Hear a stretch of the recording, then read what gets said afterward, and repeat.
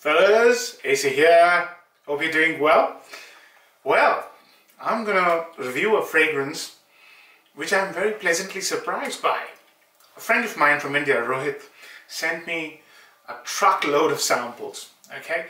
And among those samples, he actually sent me a little decant of the 2016 version of Zara Rich Warm Addictive. He had been praising this fragrance for a while. Now, I've worn this thrice now, and every time I've worn this, I've enjoyed it. So I thought I might as well review this. It's not a very complex fragrance, and it reminds me of a fragrance I recently reviewed. So, let's start. There's a newer version of this fragrance called Zara Rich Warm Addictive 2018. Apparently it's 80% similar to the one I'm reviewing. This is a 2016 release, and the moment you spray it, you're going to love it, because this has got everything that a modern fragrance is required to have. It's got oodles of sex appeal, it has tremendous performance, and the moment you smell it, you will know that you're on a winner. Okay, so what does it smell like? It smells like a very boozy, fruity vanilla fragrance straight away. So it's got tremendous amounts of booze in it. It's really laced with liquor. And what it is it smells like, you know, a friend of mine used to drink Malibu, and he used to drink a particular type of Malibu, and that was Malibu Black. Now, I'm not a drinker, but I spend a lot of time with my mates who mostly drink. So this one reminds me of Malibu liquor, Malibu Black, i.e. coconut-based drink, but I think it's a rum, coconut-based rum, and he's a rum drinker. But it has this liquor-like smell as well, the kind of smell you get from Tia Maria, you know, another coffee-based liquor. So I get the mix of coconut, rum and coffee, which is creamy like vanilla coffee. So you get it, you get straight away, right? This is a gourmand, a boozy gourmand. That's all I get, with a little bit of vanilla. It changes. So just by association, sometimes in the mid stages, after about 5-10 minutes, it smells like a very spiced up Hugo Boss bottle mixed with tobacco from the One, Dolce & Gabbana, the One, EDP. So it's got elements of very popular, very hep fragrances, and I like that. So boozy, fruity, and now I can smell the tobacco. Within a minute, there's a tobacco. Boozy, fruity, alcohol-y, and tobacco-y goodness. This is really good. It's very sweet, but it reduces in sweetness. So I've got a dry down, which is about 45 minutes to 1 hour. And this is where it did another one for me. It just pulled a faster one. Now recently I reviewed Parfums de Marly's Herod. Here, it resembles Herod, and quite a bit.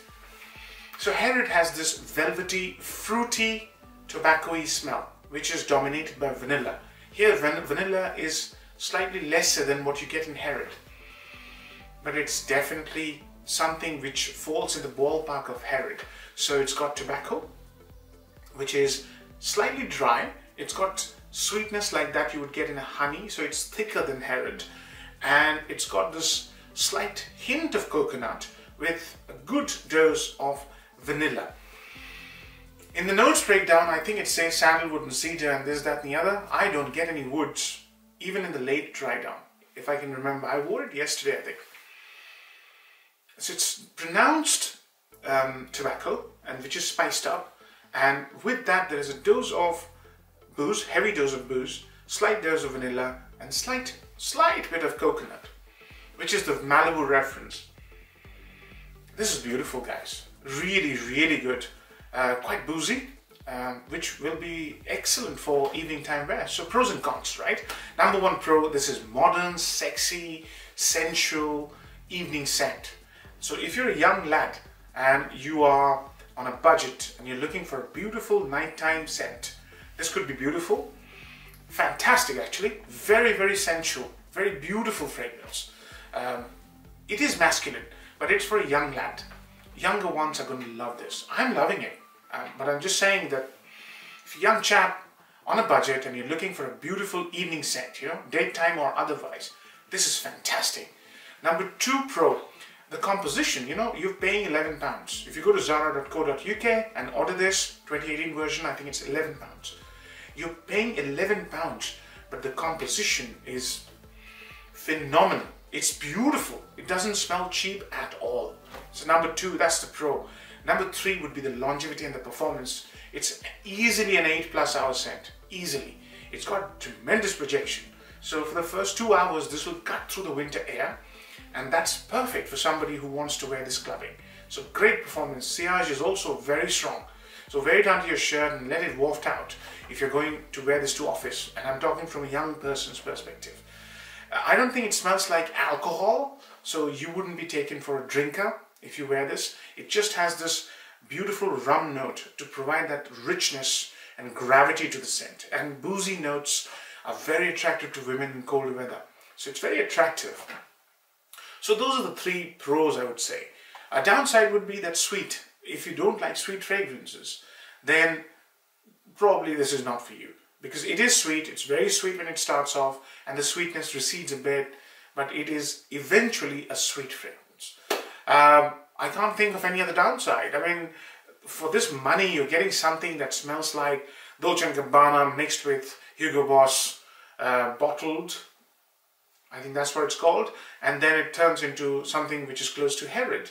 What else can you ask for? Brilliant. Value for money is tremendous. For £11, I couldn't have asked for anything better. So, marks out of 10, I'm going to give it an 8 out of 10. This is a fantastic fragrance.